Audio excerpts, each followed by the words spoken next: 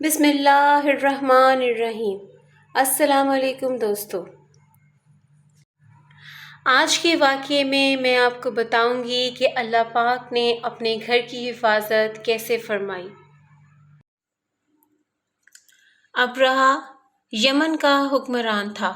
اس نے یمن میں ایک عالی شان کلیسا تعمیر کر کے یمن کے لوگوں میں یہ اعلان کرا دیا کہ آئندہ کوئی شخص حج کے لیے مکہ مکرمہ نہ جائے اور اسی کلیسا کو بیت اللہ سمجھے۔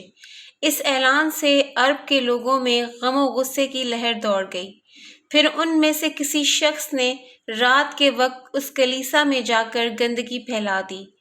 ابرہہ کو جب یہ معلوم ہوا تو اس نے ایک بڑا لشکر تیار کر کے مکہ مکرمہ کا رخ کیا۔ راستے میں عرب کے کئی قبیلوں نے اسے روکنے کی کوشش کی، لیکن ابرہہ کے لشکر کے ہاتھوں انہیں شکست ہوئی۔ آخر کار یہ لشکر مکہ مکرمہ کے قریب ایک جگہ پہنچ گیا۔ اگلی صبح جب اس نے بیت اللہ کی طرف بڑھنا چاہا تو اس کے ہاتھی نے آگے بڑھنے سے انکار کر دیا۔ اسی وقت اس کی طرف سے عجیب و غریب قسم کے پرندوں کا ایک غول آیا اور لشکر پر چھا گیا۔ ہر پرندے کی چونچ میں 3 کنکر تھے جو انہوں نے لشکر کے لوگوں پر برسانے شروع کر دیے۔ ان کنکروں نے لشکر کے لوگوں کے جسموں کو چیر کر رکھ دیا۔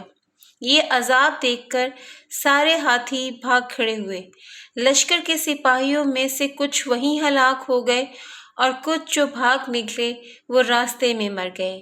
ابرہہ کے جسم میں ایسا زہر سرایت کر گیا کہ اس کا ایک ایک جوڑ گل سڑ کر گرنے لگا۔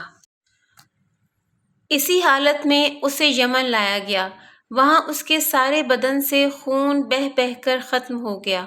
اس کی موت سب سے زیادہ عبرتناک ہوئی۔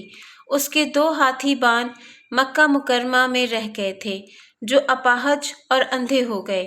اس طرح اللہ پاک نے اپنے گھر کی حفاظت فرمائی اور طاقت پر غرور کرنے والوں کو سزا کا مزہ چکھایا۔ قرآن پاک کی سورہ فیل میں اللہ پاک نے اس واقعے کو یوں بیان فرمایا: کیا تو نے نہیں دیکھا کہ تیرے رب نے ہاتھی والوں کے ساتھ کیا کیا؟ کیا ان کے مکر کو بیکار نہیں کر دیا اور ان پر پرندوں کے جھنڈ بھیج دیے جو انہیں مٹی اور پتھر کی کنکریاں مار رہے تھے، پس انہیں کھائے ہوئے بھوسے کی طرح کر دیا۔ سبحان اللہ۔ مزید اس طرح کے دلچسپ اور پیارے اسلامی واقعات کے لیے میرے چینل کو لائک اور سبسکرائب کریں اور کمنٹ سیکشن میں اپنی قیمتی رائے سے آگاہ کریں۔ اپنا بہت سا خیال رکھیں۔ اللہ حافظ۔